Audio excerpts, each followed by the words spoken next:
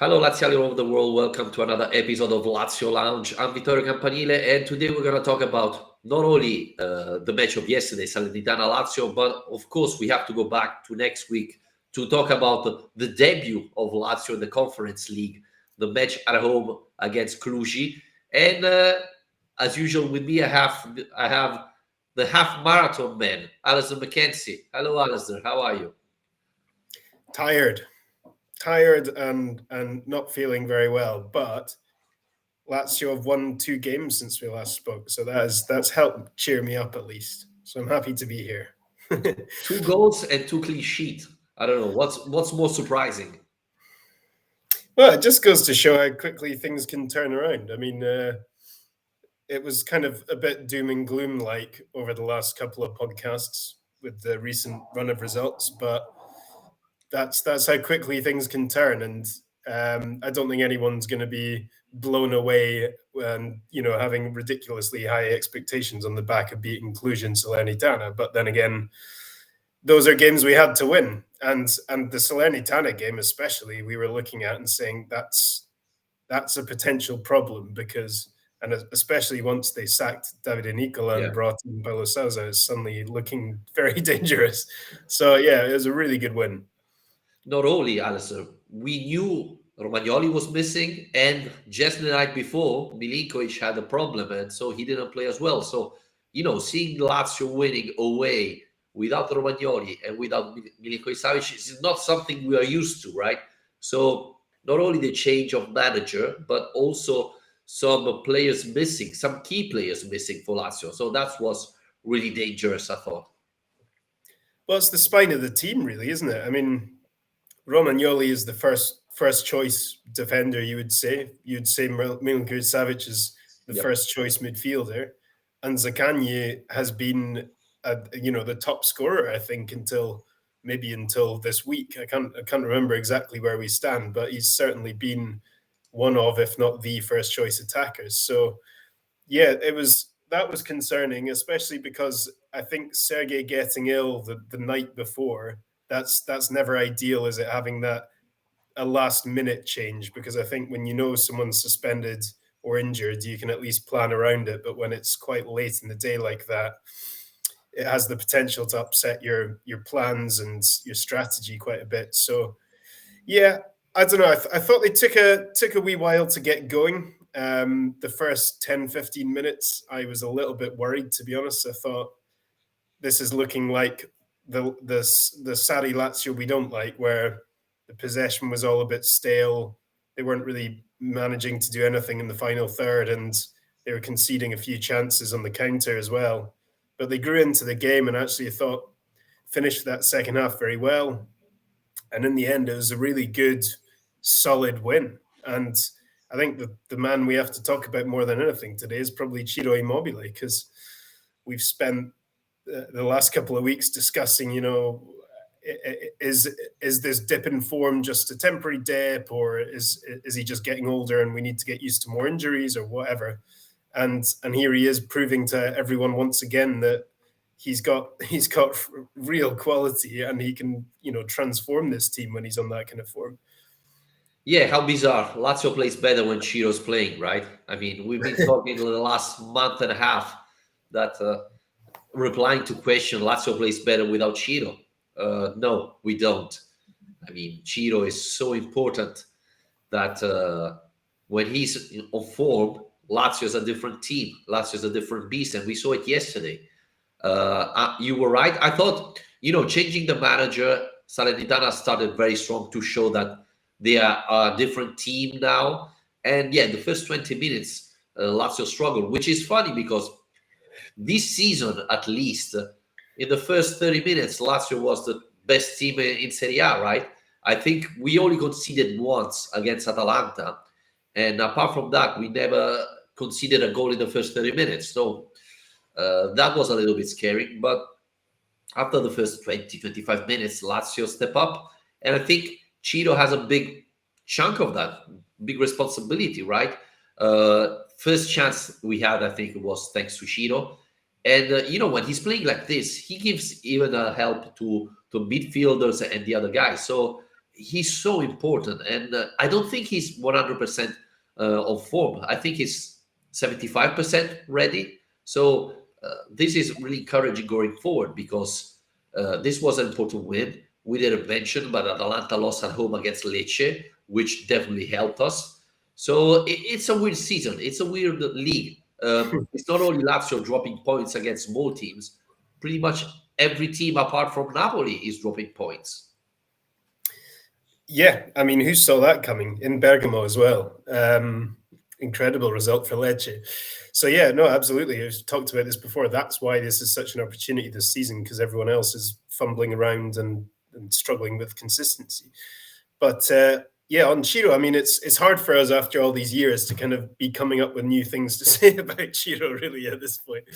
But I think you really saw. I agree that I feel like he's still not fully fit. And to be honest, we can maybe talk about the Cluj game a little bit later. But the fact that he's just gone through 90 minutes of a really difficult game where you're down to 10 men for 75 minutes, Chiro worked his socks off in that game. He was having to run so much, and we already knew he wasn't at full fitness. So he's coming to Salerno on the back of that physical effort, 3 days later. And I think what we saw actually in that, thinking about that first half, especially, you just see the importance to the way the team plays there, because when that first 15 minutes, Lazio kind of passing it around, dominating possession, but they get into the Salernitana half, nothing really happens. They pass the ball sideways a few times and then lose it. And then suddenly things start to happen a bit more. Chiro's movement is crucial to that. I mean, you talked about that first chance, but it's because he's willing to make those runs. He has the intelligence and ability to make those runs, and there's enough good passers in this team that they can hit long balls direct to him. And suddenly you're asking different questions of that defense. Suddenly he's pulling them in different directions and he's making them a bit more uncertain. And he gets in on the shoulder, he gets in behind, gets that shot away, and it's saved. But suddenly, that shows a different dimension to the way Lazio can attack in a way that I don't think they can when they've got Felipe Anderson through the middle. That's the way they're going to attack, is just going through the motions, getting in the half and trying to pass your way into the goal. Whereas when Chiro's there, you can do both those things. He can come into midfield, he can tie up with the midfield and construct attacks slowly and patiently, or he can offer those runs for the more direct style. So I think it just adds that real diversity and makes Lazio a far more dangerous team, having someone who's got the intelligence, really, as well as, it's not just that he's a great finisher, we all know that, but he's such an intelligent player in the way that he moves and the way he spots opportunities in space. And I think to add this, Ciro helps Luis Alberto because Luis Alberto love to have this type of movements, and Ciro is the perfect example. I want to bring this up. I don't know if you can see it.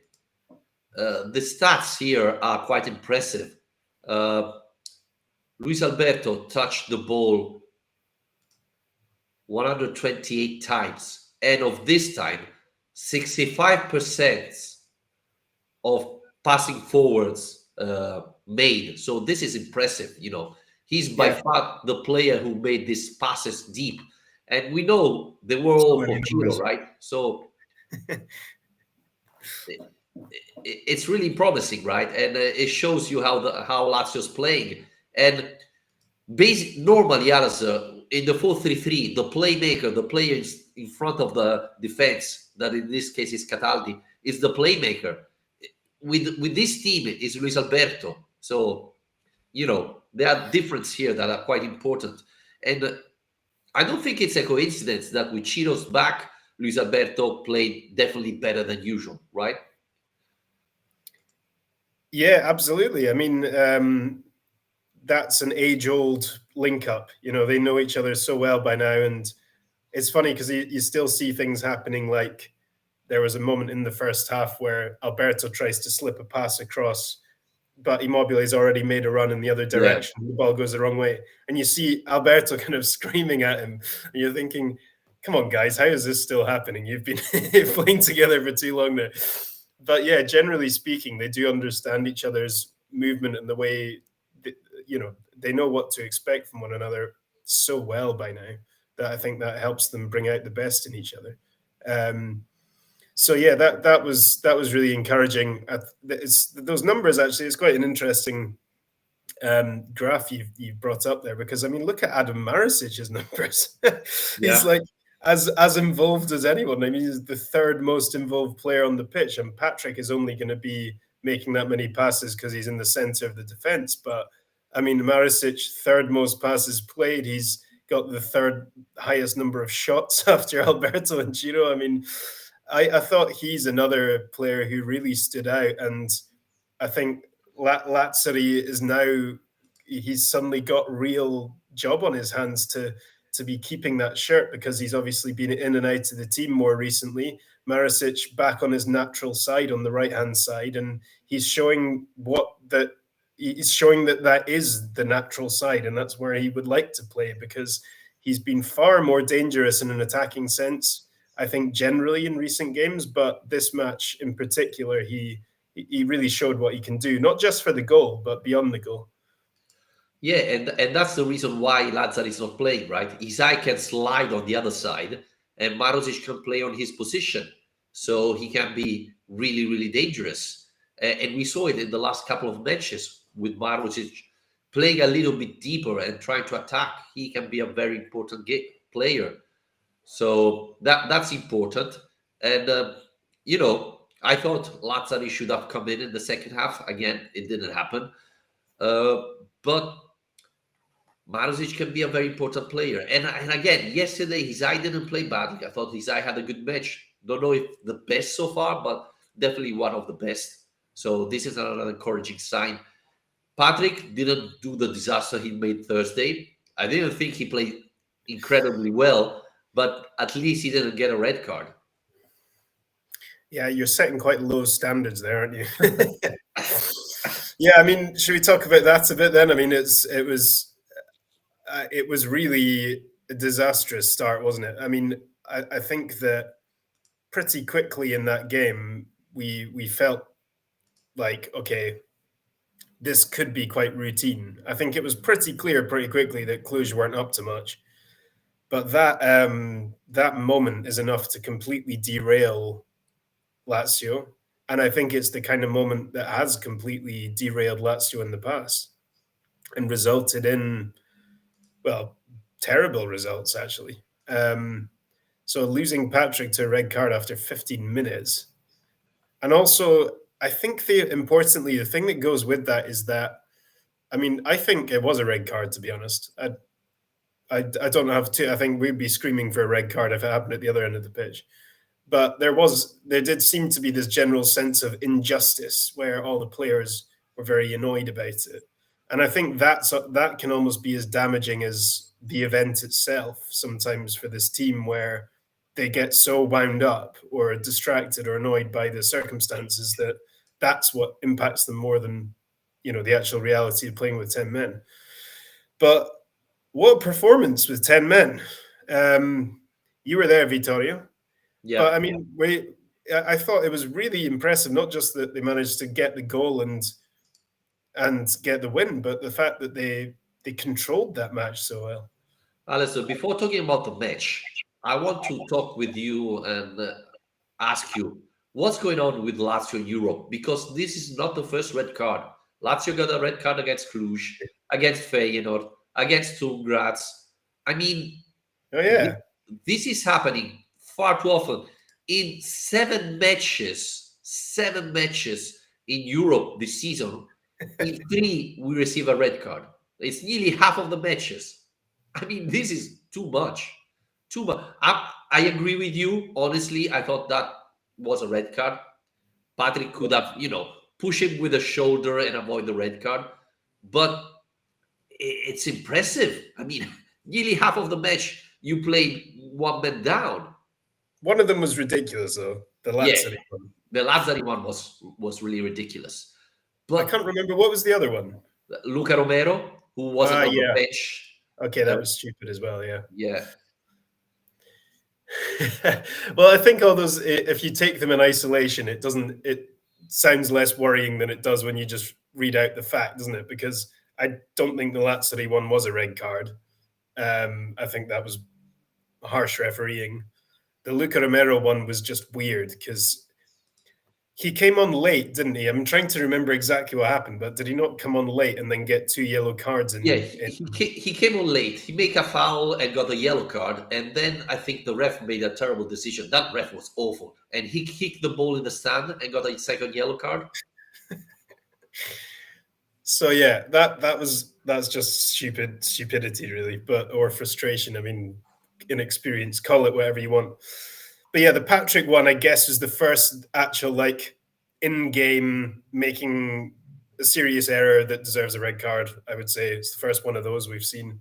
Yeah, But yeah, I mean, it kind of goes to show that as much as he's improved, Patrick is still Patrick. You know, these things might still happen every now and then. yeah, yeah, And even for those people who were furious about the decision, you have to say you got to be smarter than that. Don't yeah. fly off your feet when you see the guy last man going through on goals, unless you're 100% certain you're getting that ball.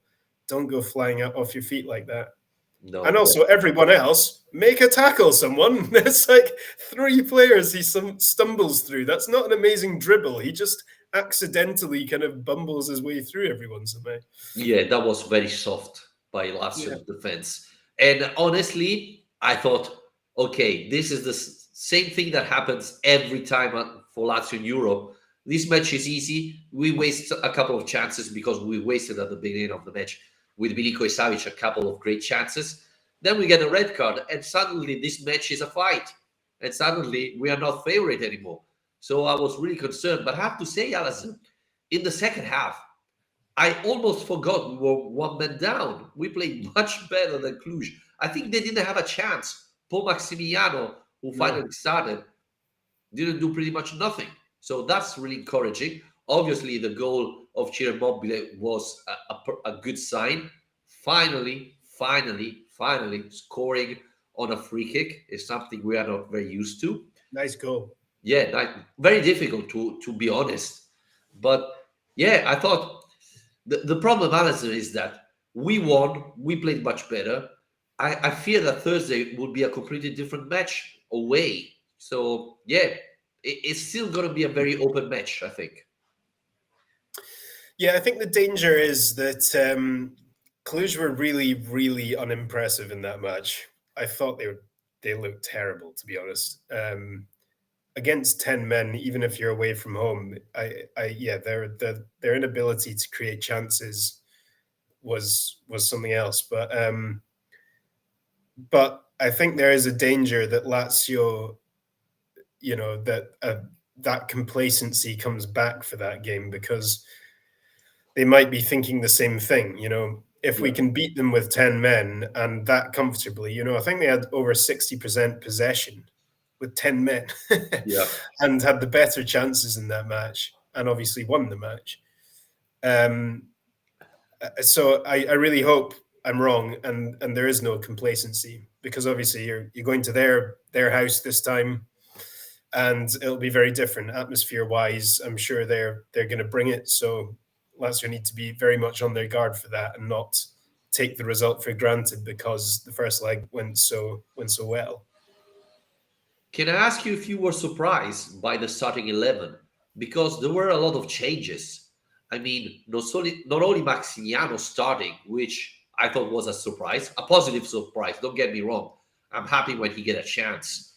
But, knowing Sarri and knowing how little he subbed the team, we saw Lazzari starting, Marcos Antonio starting, Vecino starting. So there were a couple of substitution. Patrick obviously starting because Romagnoli was injured, but there were a couple of substitution, which was encouraging because yes, Marcos Antonio's match didn't last very long, but at least there was this idea of giving a little bit of chance to the others. Cancellieri came in the second half, which we didn't see it happen a lot so far. Gila came in instead of Patrick, and I thought he had a Yeah, terrific match. yeah, yeah. Agreed. Yeah, I mean that the thing I was going to say was I wouldn't say I was too surprised because I don't think any of those changes were hugely surprising ones. in the context of the match. But I think the one thing we were probably looking forward to the most of all those changes was seeing Marcos Antonio get a chance in an important game and see what he could do, see if he could stamp his authority on a match a little bit more. I mean, we were saying not very long ago that he's still waiting for that one performance to really launch his Lazio career and a really authoritative performance. And this was finally an opportunity for him to try and do that. And it was just really bad luck because, Yeah, once Patrick's sent off, someone's got to be sacrificed. And if you're going to play the 4-4-1, um, yeah, it's going to be him, isn't it? Because Vecino and Milinkovic, yeah, fantastic engines, very physical. And by the way, I think Vecino has been a lot better the last couple of games as well. But yeah, so it was a shame to not see as much of Antonio as we wanted. But I do agree with you. I think Gila, who's obviously been injured for a while, almost forgot about the guy. Casali Romagnoli has become such a standard go-to partnership now, and then obviously we've seen Patrick coming back in. And that combined with Juliet's injury meant that we kind of almost forgot about his existence. But I was really impressed, like you were, that he came back into the team cold. I remember them saying the camera going to him in the bench, being like, "You got to go on the pitch," and he just wasn't ready at all. yeah. I mean, that's um, so difficult, right? You didn't warm up and you have to yeah, play there in a position that is very, if you make a mistake there, or you get another red card, or they score. So it was a great performance. Yes, of course, we have to mention that Cluj is not Real Madrid, but he was impressive. And, I was even thinking maybe he's going to start against Salernitana after that match. it was his first game for more than 2 months. Yeah, So last time he played was off the bench for 20 minutes against Juve, 13th of November. And then before then, he hadn't played since the Midtjylland game in 27th of October. So he's really not played much football at all, actually, no, since the very start of the season. So yeah, good on him. Good to have options. yeah. Alasdair, we have a couple of questions, even though, we have to say something. When Lazio loses, we have hundreds, thousands of questions. When Lazio win, it's like, guys, I don't care. So, I mean, we won. Let's celebrate. I mean, nobody asking, is Ciro the best striker in the world? Is Ciro the best Italian player ever? And things like that. No. Only when we lose, you have, to ask questions. So, Alistair, we have just two questions. Stop Uh, complaining about the listeners, or they'll stop listening. yeah, sorry, guys. Thanks for your support, obviously. Alexander Pearson is asking, is it likely or even possible that we can sign Valeri, Gagliardini, Borazzoli, and also buy Pellegrini, even without selling Milinkovic Savic or Zaccagni? Are we even looking at those players? Uh, Alistair, why don't you start?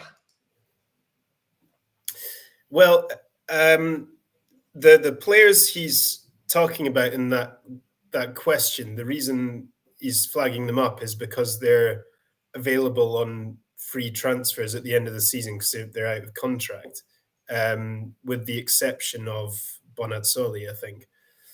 And although I don't really, I'm not that impressed by that lineup of players. I mean, I guess they would add something to the squad depth, but I don't think that really would boost the quality of the squad all that much. But I do agree with the general, the point of the message, which is, are Lazio looking to get deals done proactively? Are and how often has that happened? This idea of so many players being out of contract in a few months. That's if you don't have much money as a club or you don't like spending money, tick tick for Lazio, then that's the part of the market you should be looking at, right? And Yeah. beyond those examples he's given, there are hundreds more across Europe and in plenty of other leagues. So it does feel like a bit of a wasted opportunity that Lazio aren't getting in more of these free agents when they're available. Okay. I have to say, no offense, but Gagliardini, no, please, thank you. I mean, Yeah, Yeah, nice guy, etc. He's 31, I think. Uh, nice guy though. yeah, nice guy, professional, etc. Uh, Ciro is turning 33 today. Luis Alberto is 30. I mean, we need to rejuvenate. So, no, thank you, Gagliardini. Valeri, definitely, it's an option. I will love it. And he will love to go back to Lazio. Uh, the question is, if you sign Valeri, you have Lazzari, Marusic, Isai. Um, I don't think you can get Valeri and Pellegrini as well. I mean, are we gonna play with no three left back? It's not gonna happen, right? So if you sign Valeri, probably you're not gonna keep Pellegrini. But yeah, I mean, definitely with a club like Lazio that hasn't got all that money to spend, you have to think about signing free agents, but it would be good to start signing free agents that are not above 30 years old because we need some changes. I mean, we have a team that is younger than before. We don't have any more Reina, Leiva, etc. But if you go and see our starting 11, for example, of what was it, Salernitana Lazio, we have a lot of players that are close or above 30 years old, right? Uh, so that's not very good. Marusic is over 30, Versino is over 30, Alberto is over 30, Immobile is over 30, Pedro is over 30, Felipe Anderson is going to be 30. So, if you see our starting 11, we have a lot of players above 30 years old, which is too much because, Yeah, right? but are those not the kind of players that are naturally available on those deals though? Because Well, they've if just had big contracts come out, and look, we have had some success there. I mean, Vecino was the late, I guess, the one from the last summer, yeah, and Husai was a free agent as well, if I'm right. I think he was. yep. And look, these guys have been useful squad players. So I think it depends what you're looking for. I don't think you can expect to bring in a kind of exciting prospect or an experienced Serie A player in their mid 20s very easily on a free transfer. You say Haaland to Lazio, there's no chance. Eh? Probably Neither not. Mbappe. uh, Shocking. no ambition. No, but for example, I mean, Kvaratskhelia, that you know very well, costs 11 million euros, right? Hmm. That's what we have to do. Sign a known player who have no relationship with Tare or his family that are real good players, good promising players, right? Because let's be honest, Juventus signed Di Maria, Inter signed Lukaku, Juventus signed Pogba. They're not top of the table. In Napoli, risk everything. They signed Kvaratskhelia, 11 million euros. It's not few money. It's a lot of money, and he's game changer, right? I don't talk about Osimhen because Osimhen was 17.2 million euros, which is impossible for Lazio. Let's be honest. But if we go and sign this type of players, you know, I mean that would be a game changer. So, Alasdair, you have a flight tomorrow to Georgia to check the league and get us the new Kvaratskhelia. I mean, that's what Lazio has to do. But come on, I mean, a deal like that comes along once in a generation. I mean, that guy is absurdly good, and the price is absurdly good. I mean, it's a crazy deal. It's not like this is happening every summer that No, not Lazio every can just summer, but they signed Koulibaly, who again, didn't yeah. cost a fortune. They signed Keane, who again didn't sign. You have to No, you're risk. right. You're right. Napoli's recruitment isn't I, fantastic. I Yeah. mean, to be honest, it's not only blaming Lazio. I mean, Juventus signed Di Maria. I'm playing more Serie A matches this season than Di Maria, So, uh, and I cost definitely cheaper than Di Maria. My salary is definitely cheaper than Di Maria. You have to go Turkey League, Georgia, things like that. Don't sign Murici, but sign the good players. Right? This is what is missing, I think. Yeah, please stay away from the Turkish league. um, Yeah, no, I agree, and I think that leads us into, well, another question was about Pellegrini himself, wasn't it? Because, or about the general substitutions, and because I think that's the thing with Pellegrini is that he's a signing that I think we're pretty happy with on the whole, and people are quite excited about managing to get someone of that level and reputation in on deadline day. And a few games later, we still haven't had a sign of him. No. So yeah, here's the question: is it standard Sarri being 2-0 up with a few minutes left, having two subs left, which have to be made in one go, that he still doesn't give Pellegrini his debut just to give him a taste? And why did Marcos Antonio not get a few minutes? What's with Sarri's subs? Okay, here we have. Are you sure it's Marcos Antonio, not Manuel Lazzari? No, because it's MA. Yeah, MA. of course. I'm an idiot. Yeah. Uh, because Sarri mentioned Lazzari. He said he was warming up when we were 1-0, and I thought, he could give a little bit of energy. But when we scored the second goal, he said he changed idea. By the way, this is very interesting. Lazzari. Uh, Sarri said that he didn't start uh, Lazzari because on Friday, that every player's training has been mapped now. They have all the data, etc. And he said one of the rating of Lazzari was too high. So the team said that the fitness team said it's better if he doesn't play on Sunday. So that's probably the reason why Lazzari didn't start. I did a lot of running on Thursday, didn't he? Yeah, well, yeah, fair enough. I mean, I do think Pellegrini, that he's the thing he's got to work against is that he's going to have to convince Sarri that he knows what he's doing, because Sarri is such a tactical minded coach.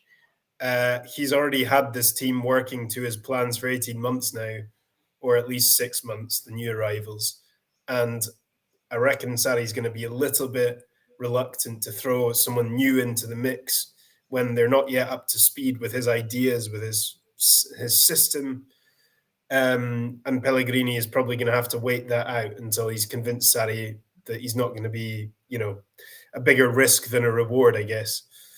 And also, yeah, like you said at the start, his side's been playing relatively well there. Marisic is in good form, so he's got competition to get into that team, and it's going to be hard for him to convince Sarri to drop other players.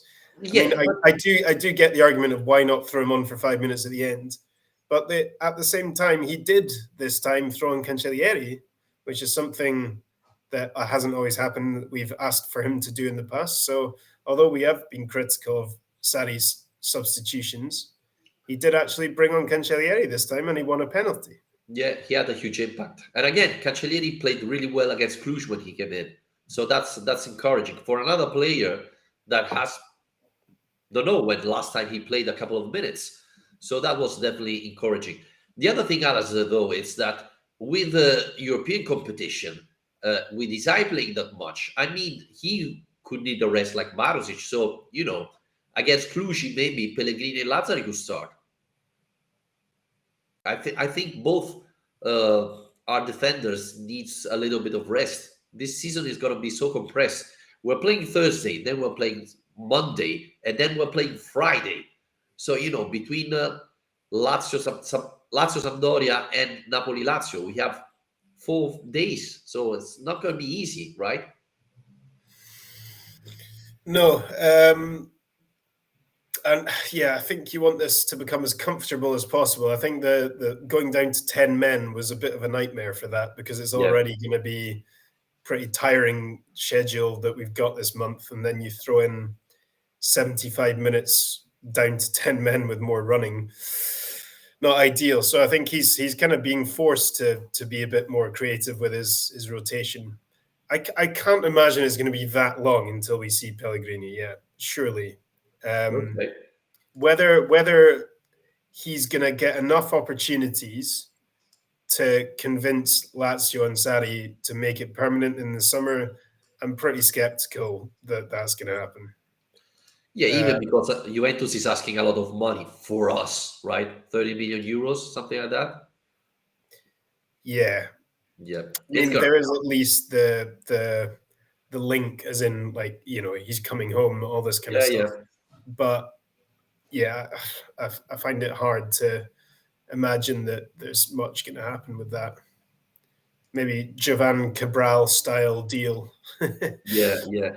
Alasdair, we didn't mention the referee for once. Shall we talk about the referee? Do you think both he made the right decision for the penalties and the red card? um, oh, at the end of the Salernitana game. Um, I'm trying to remember now what actually happened. Well, Cancellieri was stripped off, and the Oh yeah, player complained about that. Got a yellow card and then a second direct red card. yeah. Was it what was it for dissent, the red for complaining? Yeah. Well, he got the yellow card, so after 2 minutes he continued, and he received the red Well, card. I guess it depends what he said, doesn't it? I mean, you can't. There is a limit to how much you can shout at a referee, and I don't really mind referees standing up for themselves a bit with that because it can get a bit out of hand. Um, but yeah, I mean, I think it was a penalty. He gets his foot on the ball ahead of the goalkeeper. Um, yeah, it was good to see. I mean, I wanted him to take it. To Yeah, be honest, I thought, look, this kid never gets a chance. He's come on in like the space of 5 minutes.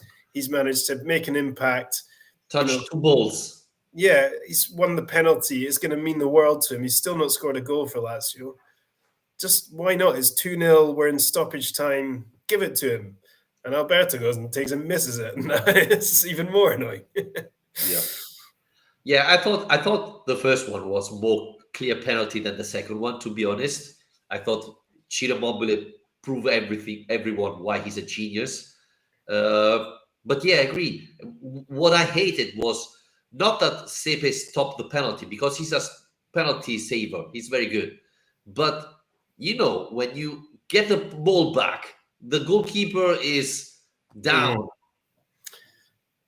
I mean, Yeah, the goal is so big from there. How can you he's, waste it? he's he's basically missed two penalties at once. Yeah, Yeah.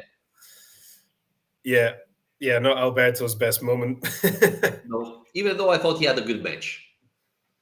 Well, I was happy because the guy I'm up against in my Fantacalcio league this week has Alberto in their team. So I was like, Yeah, you lost in mine, eh? I noticed that you're out of the Champions League. don't know what you're talking Okay. about. Um, Alistair, there's a stat we have to talk about. You know how many matches Felipe Anderson missed since he rejoined Lazio? uh, no, but it can't be many. Two? Zero. Really? Zero. 18 match.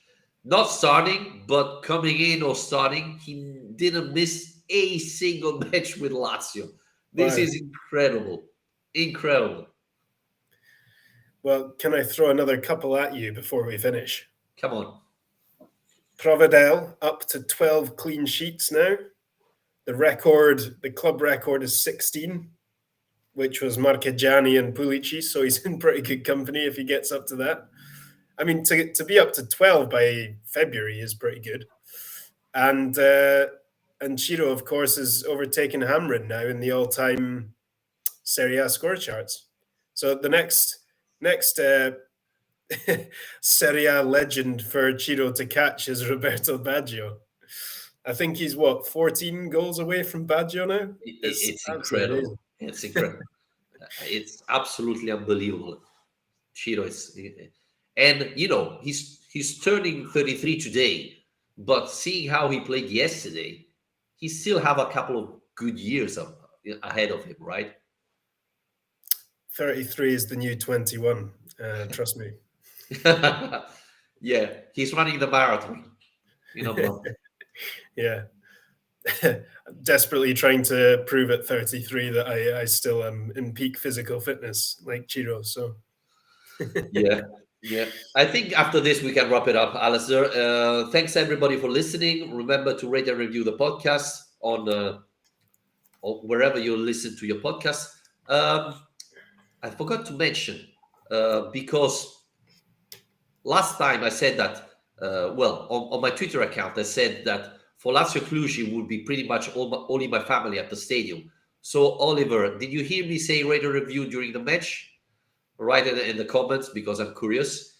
And guys, rate and review our podcast wherever you listen to us and subscribe to our YouTube channel. And we'll be back maybe Monday because I'm away. So I don't know if I'm going to be able to make it. But take care and we'll catch you sooner or later. Cheers.